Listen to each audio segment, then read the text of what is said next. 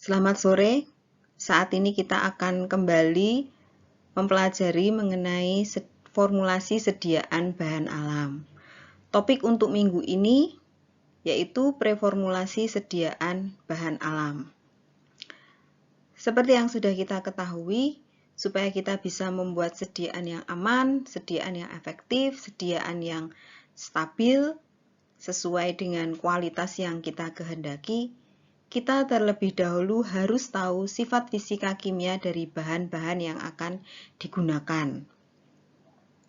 Bahan-bahan yang digunakan ini termasuk juga bahan dari alam, bahan aktif dari alam yang akan kita gunakan. Terutama zat aktif yang akan kita pakai di sediaan ini. Selain juga nanti bahan alam kita ini kita cocokkan juga dengan sifat fisika kimia dari bahan tambahan yang kita pakai. Ketercampuran mereka antara satu dengan yang lain. Apakah bahan tambahan kita ini mempengaruhi stabilitas dan aktivitas dari bahan alam yang kita gunakan sebagai bahan aktif. Mari kita lihat mulai satu persatu. Yang pertama tentang kelarutan. Ya. Mengapa kelarutan menjadi penting untuk kita pelajari? Mengapa kelarutan menjadi penting untuk kita ketahui di formulasi sediaan bahan alam? Ya. Kelarutan yang penting untuk kita ketahui diantaranya adalah kelarutan bahan aktif dan kelarutan bahan yang lain yang berpengaruh terhadap efek. Bahan aktif ini kita harus tahu kelarutannya karena dalam pengolahan sediaan bahan alam ini, prosesnya adalah mulai dari ekstraksi. Ketika kita ekstraksi, kita harus tahu aktivitas bahan aktif kita itu larut di pelarut yang seperti apa. Dia banyak larut di mana.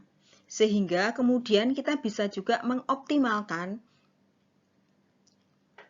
bahan aktif ekstraksi bahan aktif ini dengan mengoptimalkan pelarut. Seperti yang minggu lalu sudah kita pelajari tentang ekstraksi. Kita bisa meningkatkan kapasitas dengan dan juga selain meningkatkan kapasitas juga kita mempercepat kinetika dengan mengoptimalkan pelarut yang digunakan untuk melarutkan bahan aktif dalam simplisia. Selain itu, kita juga harus tahu kelarutan bahan aktif yang ada di dalam simplisia yang berpengaruh terhadap efek.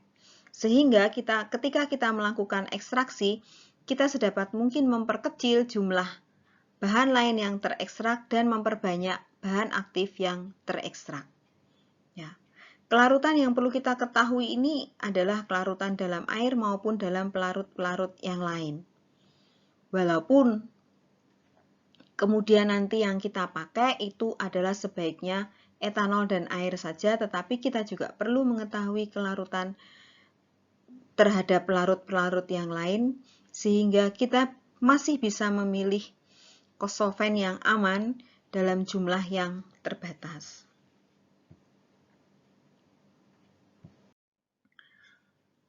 Kemudian, kita juga perlu mengingat apa saja faktor yang berpengaruh terhadap kelarutan ini, diantaranya suhu.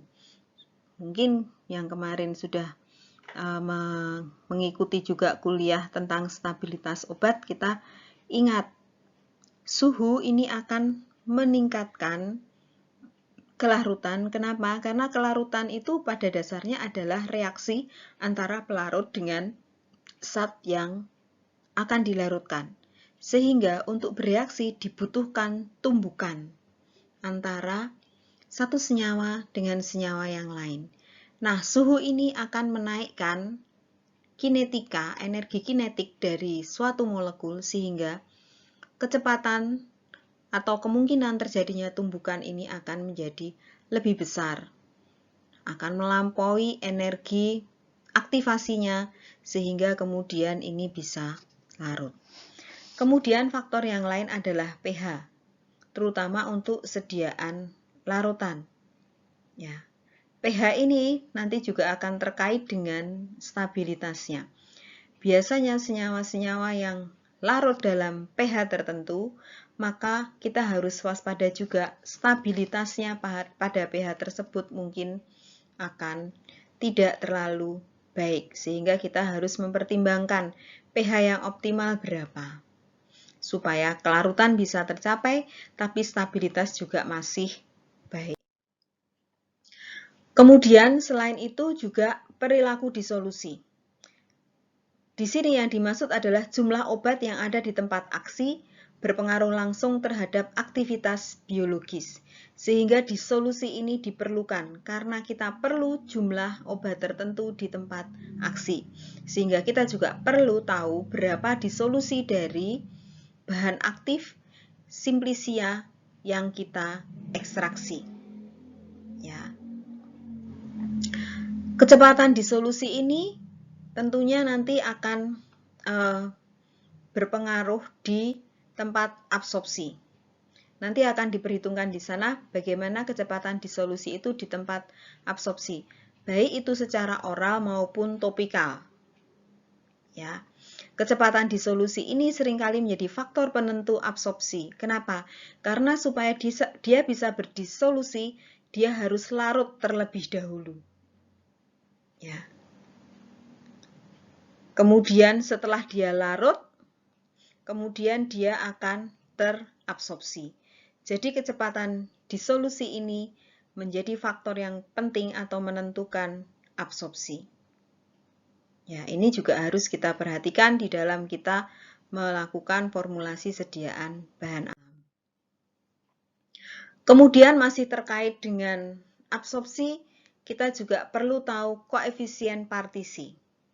Koefisien partisi, kalau kita boleh mengingat lagi kuliah yang sudah pernah kita dapatkan, didefinisikan sebagai konsentrasi obat pada fase nonpolar dibagi konsentrasi obat pada fase polar.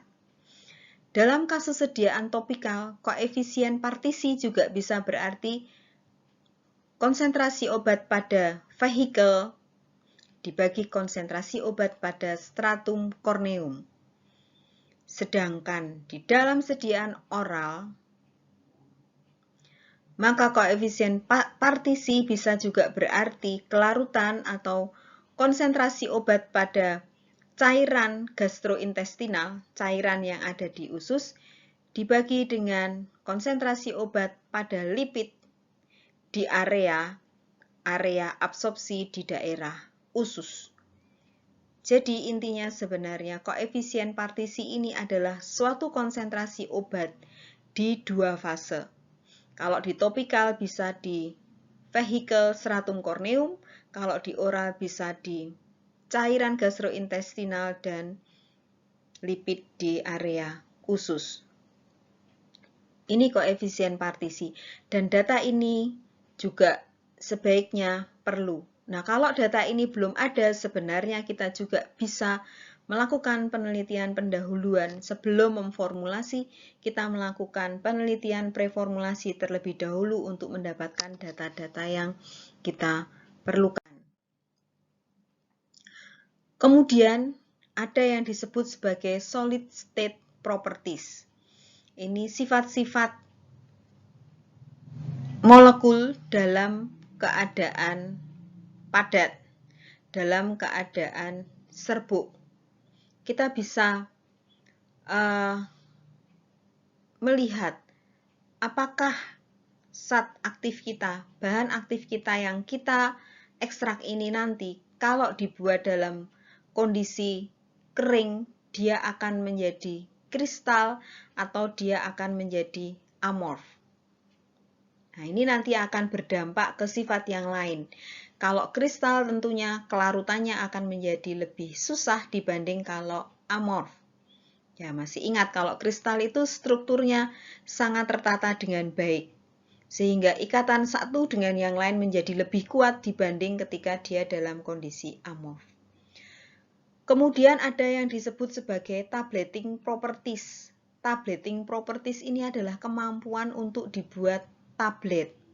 Ketika dia mendapatkan tenaga tertentu untuk dikempa menjadi tablet, hasilnya seperti apa? Apakah dia akan mudah untuk di tablet? Ketika diberi tekanan kecil, sudah ada menghasilkan kekerasan yang memadai, ataukah sebaliknya?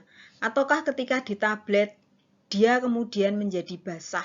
Nah, ini hal seperti itu harus kita ketahui, sehingga kita bisa mengantisipasi nanti untuk menambahkan bahan tambahan yang sesuai. Kemudian yang disebut sebagai flowability. Flowability di sini adalah sifat alir. Jadi kita perlu mengetahui sifat alir dari serbuk kering bahan alam kita. Apakah sifat alirnya baik atau tidak? Apa gunanya sifat alir ini ketika kita kemudian memprosesnya menjadi tablet atau kapsul? Dampaknya adalah di keseragaman bobot dari tablet atau kapsul. Keseragaman bobot tablet atau kapsul ini nanti pengaruhnya adalah ke keseragaman kadar dengan asumsi bahwa campuran kita homogen. Kalau campuran kita homogen, maka keseragaman bobot dari tablet atau keseragaman bobot dari kapsul akan langsung berpengaruh terhadap keseragaman kadar. Kemudian, kompatibilitas dengan eksipien atau ketercampurannya dengan eksipien.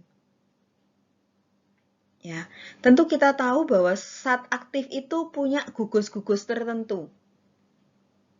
Nah, gugus-gugus ini apakah cocok atau kompatibel dengan gugus-gugus yang ada di eksipien? Apakah eksipien kita kemudian akan mempengaruhi stabilitas dari zat aktif kita? Ambil contoh misalnya, ketika kita punya zat aktif yang tidak tahan terhadap pH yang asam. Lalu ketika kita mau memformulasi suatu sediaan liquid, kita tambahkan asam sitrat supaya rasanya seperti rasa jeruk. Maka di sini kita perlu pertimbangkan apakah nanti asam sitrat ini akan mempengaruhi stabilitas dari bahan aktif kita. Nah, ini salah satu tabel yang saya dapatkan, pengotor yang ditemukan di dalam eksipien yang umum dipakai.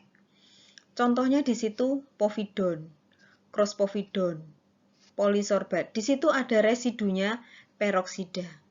Nah, peroksida ini nanti ketika kita bertemu dengan zat aktif yang mempunyai gugus-gugus yang masih bisa dioksidasi, maka dia akan bisa mengoksidasi.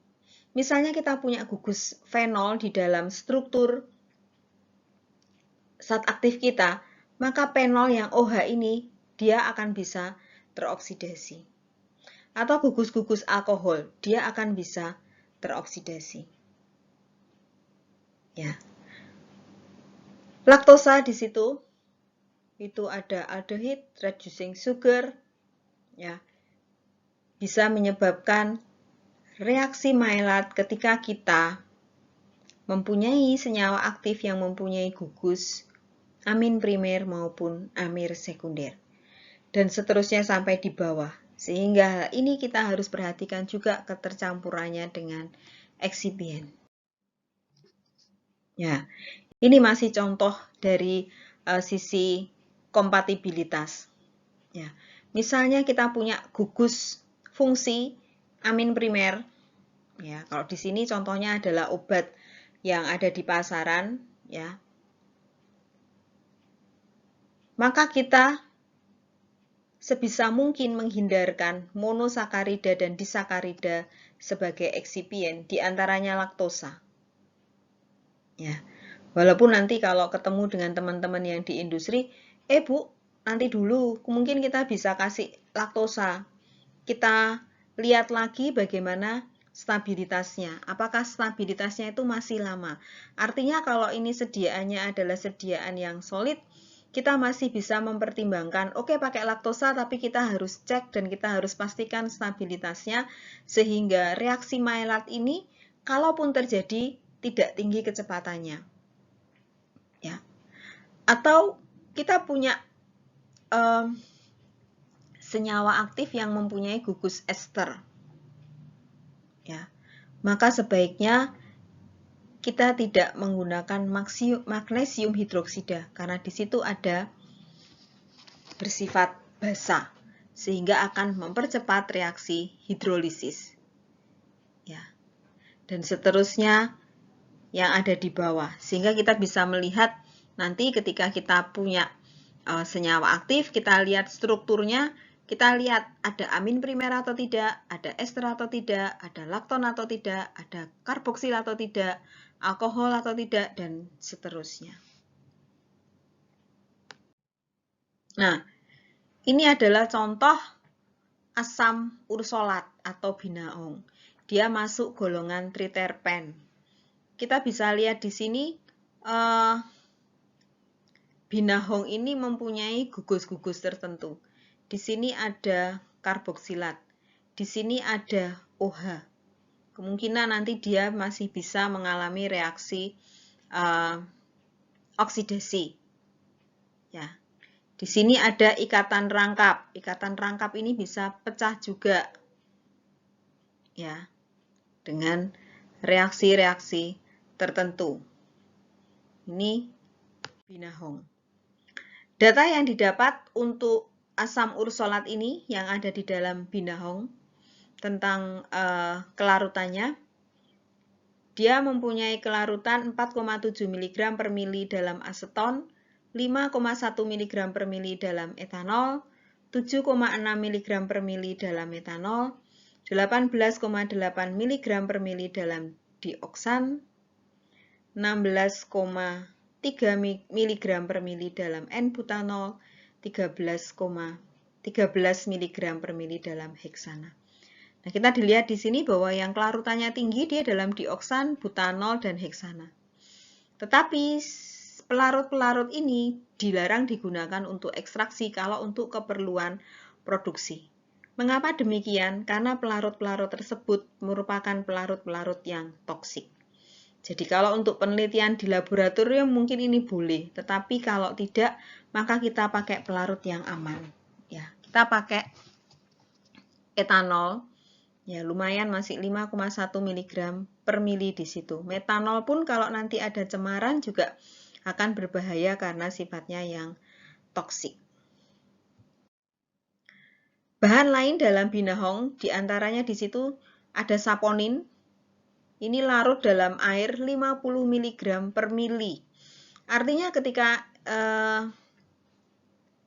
kita membutuhkan, yang kita butuhkan dari binaong ini adalah saponinnya, ya sudah kita larutkan saja di dalam air. Tidak perlu di dalam etanol. Di dalam air dia sudah mempunyai kelarutan 50 mg per mili. Saponin ini diantaranya akan mempunyai aktivitas sebagai antibakteri. Sehingga sebenarnya cukup kita remas-remas daunnya, kita masukkan ke dalam air, kita sudah mendapatkan saponin. Kemudian saponin ini juga larut dalam alkohol panas, tidak larut dalam pelarut organik. Jadi kalau yang kita ambil saponin ini cukup menguntungkan. Lalu ada monoterpenoid sesquiterpen, ini golongan minyak atsiri, kelarutannya terbatas dalam air.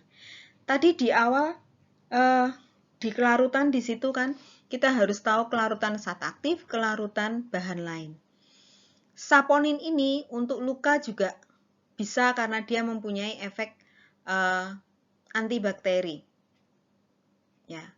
Kalau kita gunakan ketika ada luka terbuka, kita beri dengan ekstrak air dari binaong, maka itu akan bisa menyembuhkan, menguntungkan karena senyawa lain yaitu golongan minyak atsiri itu tidak larut di sana sehingga jumlahnya cukup kecil. Kalau monoterpenoidnya ini kadarnya tinggi, maka ini justru akan terjadi kontraindikasi. Jadi mungkin kalau kita mau buat sediaan penyembuh luka dengan binaong, yang hanya dilarutkan dengan air pun mungkin akan baik. Kemudian ada lagi flavonoid. Ya. Flavonoid ini sangat tidak larut air, tapi larut dalam pelarut organik. Ini yang ada di struktur umum dari flavonoid seperti ini. Ya, di sini ada luteolin, ada kaempferol, ada miricetin, ya. Dengan perbedaan masing-masing di sini sesuai R1, R2 dan R3-nya. Dan ini sangat tidak larut di dalam air, sehingga ketika kita ekstraksi binahong dengan air, flavonoid tidak akan ikut. Senyawa sesquiterpen tadi tidak akan ikut. Yang ikut adalah saponin. Flavonoidnya tidak. Tapi kalau kita pakai pelarut organik seperti etanol, maka flavonoid juga akan terekstrak di situ. Kemudian dari stabilitas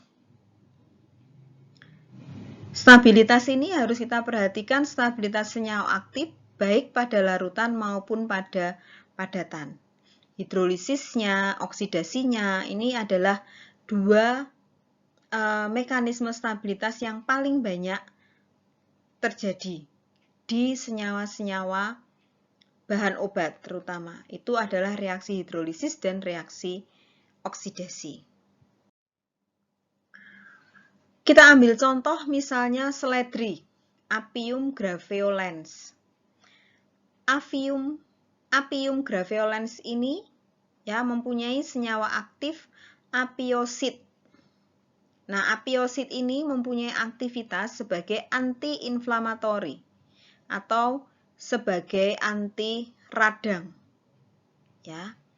Kemudian kalau dia terhidrolisis di sini, ini kan glukosida sebenarnya, di sini ada gugus kalau seperti ini eter ya. O di sini, maka gugus di sini ini kan sebenarnya juga eter yang bisa terhidrolisis oleh adanya H2O. Ya, sehingga akan memutus di gugus ini sehingga apiosit ini kemudian menjadi apigenin. Ya, yang tentunya efek antiinflamatorinya akan tidak sekuat atau akan hilang dibandingkan dengan apiosit. Kemudian alkaloid, ini contohnya yang ada di daun tapak doro, yaitu vinblastin. Ini gambar daun tapak doro, ini struktur vinblastin.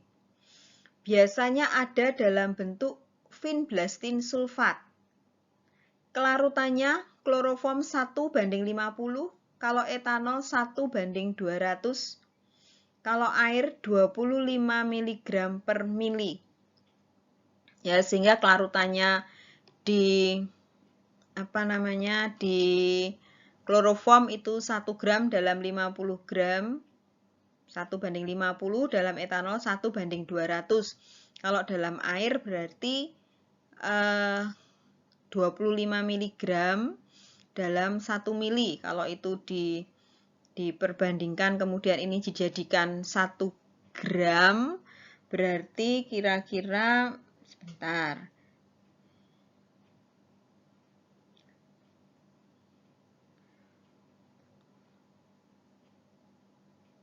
Satu banding 40. Ya, ternyata di air ini malah lumayan ya. Disolusinya 6,81% setelah 120 menit. Artinya setelah kita berikan di gastrointestinal, setelah 120 menit yang berdisolusi adalah 6,81%.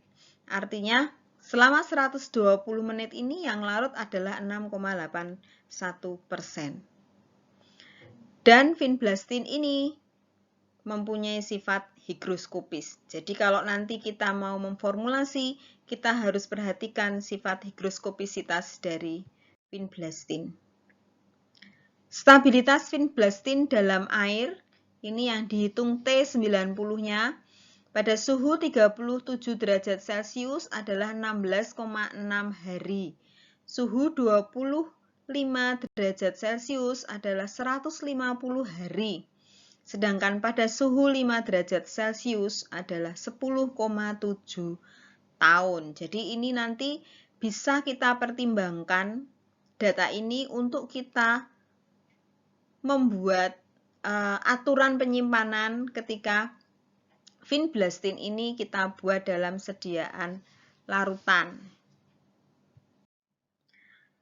Kemudian alkaloid ini adalah kokain, jadi kokain ya. Stabilitas dalam larutan itu 5% kokain, ini stabil selama 27 tahun. Nah, ini struktur kokain seperti ini, yang dia stabil selama bukan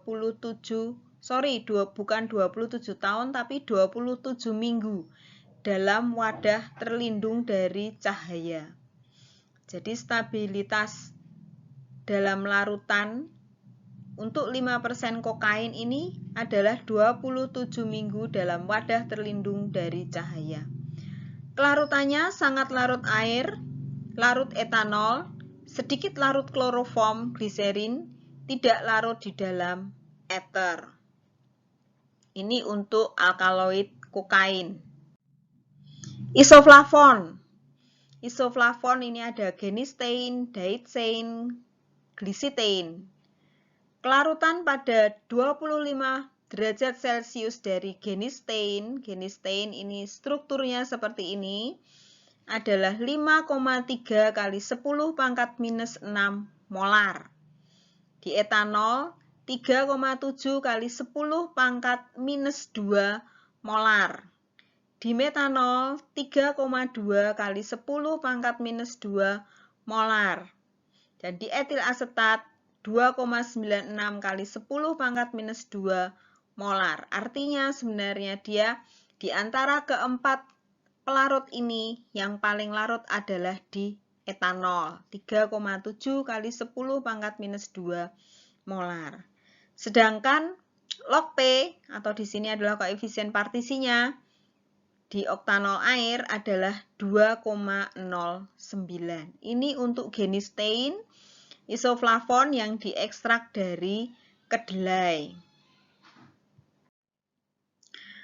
Kemudian degradasi genistein pada suhu 60 derajat Celcius, di situ dalam kondisi netral ya, untuk 30 hari ternyata jumlah genistein dalam sampel masih 100%. Artinya dalam kondisi netral disimpan 30 hari pada suhu 60 derajat Celcius masih utuh.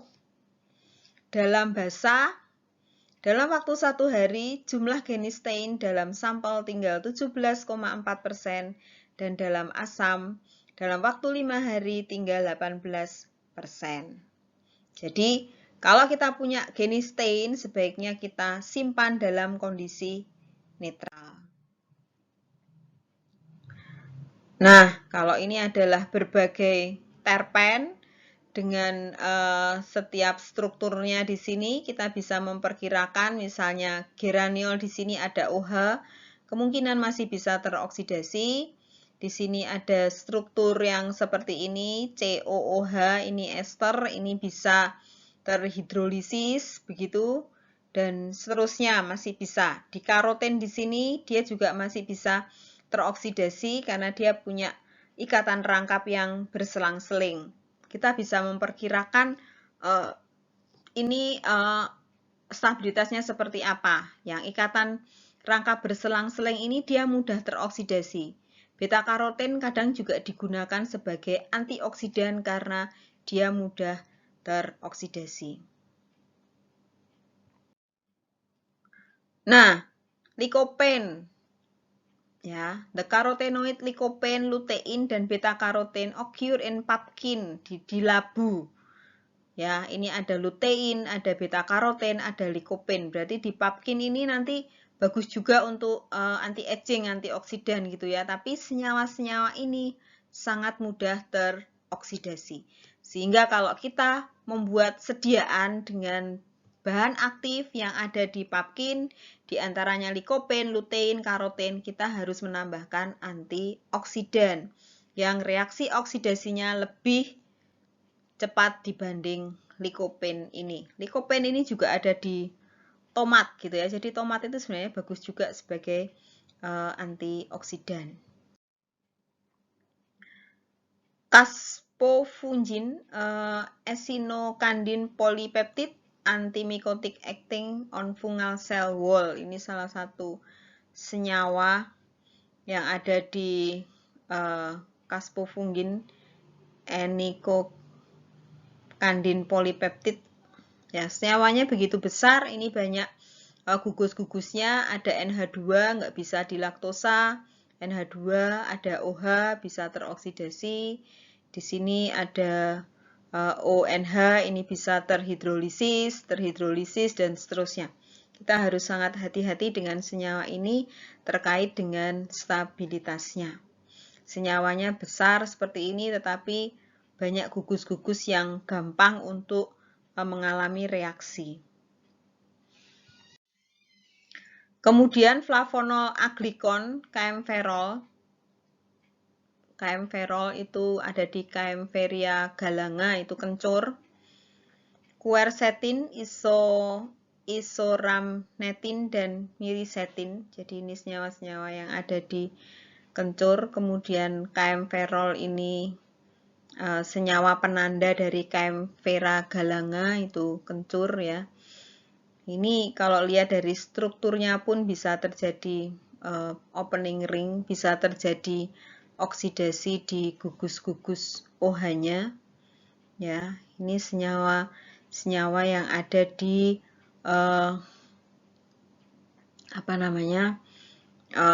tanaman, terutama kencur, golongan flavonol aglikon. Nah, demikian untuk kuliah hari ini. Setelah kuliah hari ini tentunya kalian juga Bu diharapkan akan mengerjakan tugas yang diberikan. Ya, seperti biasa tugasnya tetap berkelompok, tapi Bu Yudi harap nanti sebisa mungkin dalam mengerjakan tugas kelompok ini membuat grup di media sosial, kemudian membicarakannya di grup ini untuk menghindari pertemuan-pertemuan seperti yang disampaikan kebijakan mengenai penyebaran COVID-19 ya. Jadi walaupun tidak bertemu muka, Bu Yuli harap tetap dikerjakan kelompok dengan bantuan media sosial, kemudian disubmit juga dalam submit yang kelompok. Demikian untuk kuliah hari ini. Untuk kuliah minggu depan, apakah akan ada pertemuan tatap muka atau tidak, nanti masih tergantung dari situasi yang ada. Terima kasih, selamat sore.